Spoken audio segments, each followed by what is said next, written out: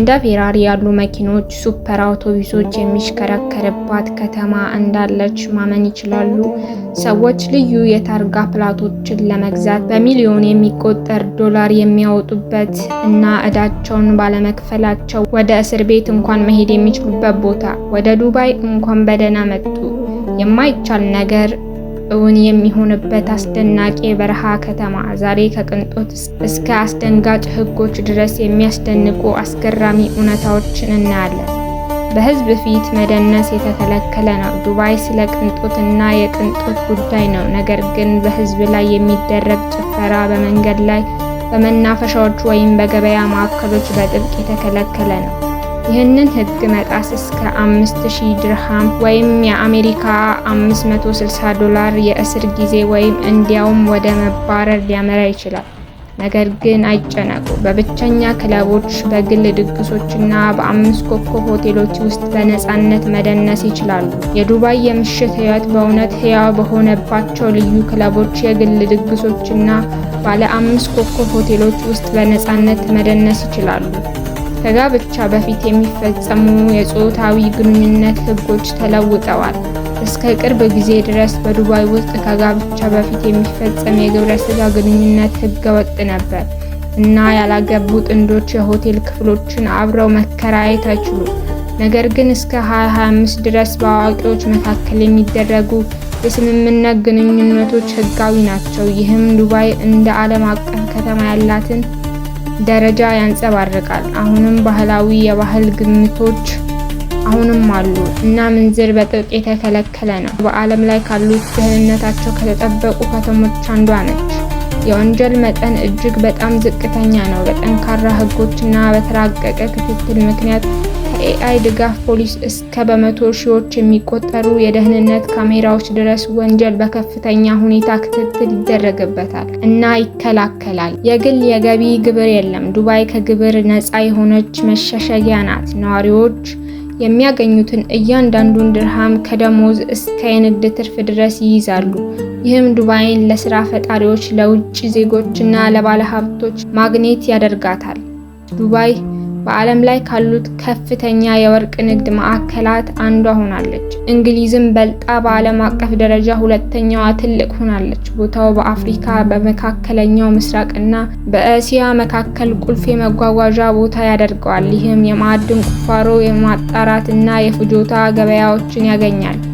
የማይቻለው የወርቅ ግዢ በዱባይ ዓለም አቀፍ አየር ማረፊያ ተጓዦችን በመስታወት ሳጥን ውስጥ 20 ኪሎ ግራም የሚመዝን የወርቅ ባር ማውጣት ከቻሉ የእርሶ ነው የሚል ምልክት ያለበት ቀላል ይመስላል። በጭራሽ አይደለም። እንደ መካከለኛ ዋሻ ይመዝናል። የዱባይ ፖሊስ እንደ ቡጋቲ፣ ቬሮን፣ ላምበርጊኒ፣ አቬንታዶር፣ ፌራሪ እና ማክላርን ሴና ያሉ የቅንጦት ሱፐርካሮችን ያሽከረክራል። እነዚህ መኪኖች ለእይታ ብቻ አይደሉም፣ በከፍተኛ ፍጥነት ማሳደጃዎችና ድንገተኛ ሁኔታዎች ውስጥ ያገለግላሉ።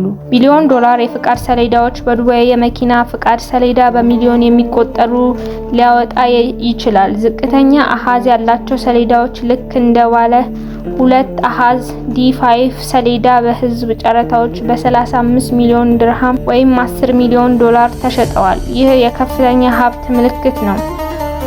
ለዕዳ እስር ቤት በዱባይ ዕዳውን አለመክፈል የእስር ጊዜን ሊያስከትል ይችላል። የህግ ስርዓቱ አበዳሪዎች የባንክ ሂሳቦችን እንዲያቆሙ፣ የጉዞ እገዳዎችን እንዲጥሉ እና ጥብቅ ቅጣቶች እንዲፈጽሙ ያስችላቸዋል።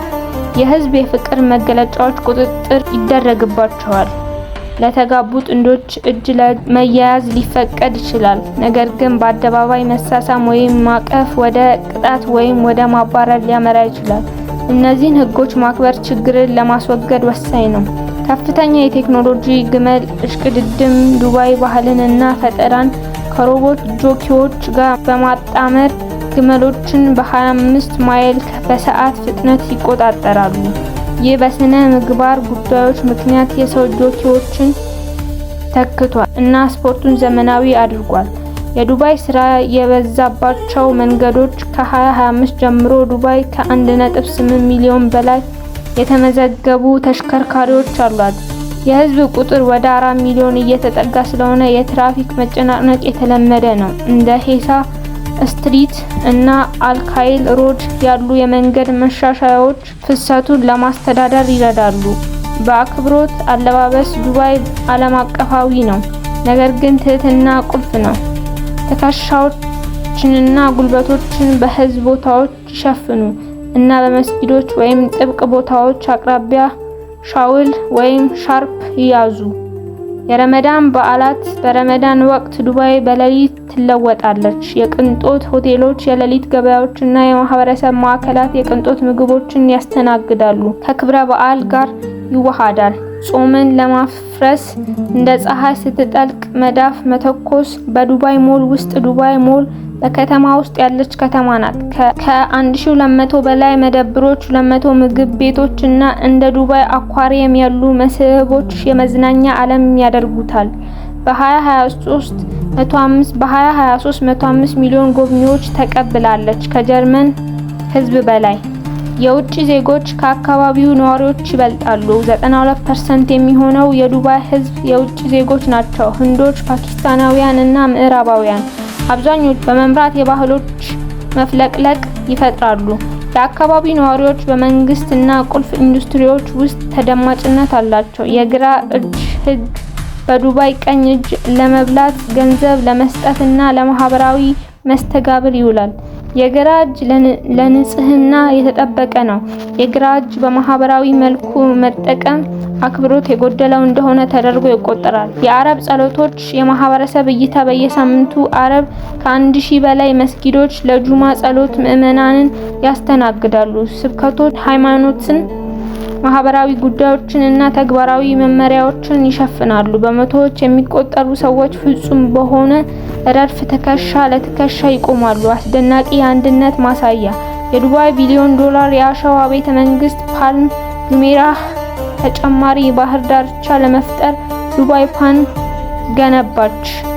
ጁሜራህ 7 ሚሊዮን ቶን ድንጋይ እና 120 ሚሊዮን ኪዩቢክ ሜትር አሸዋ በመጠቀም የላቀ የጂፒኤስ እና የመቆፈሪያ ቴክኖሎጂ ደሴቶችን ወደ ግዙፍ የዘንባባ ዛፍ ቀይሯቸዋል። ከጥፍር የሚታይ ህጋዊ የመጠጥ ዕድሜ 21፣ አልኮል በተፈቀደላቸው ቦታዎች ብቻ ህጋዊ ነው።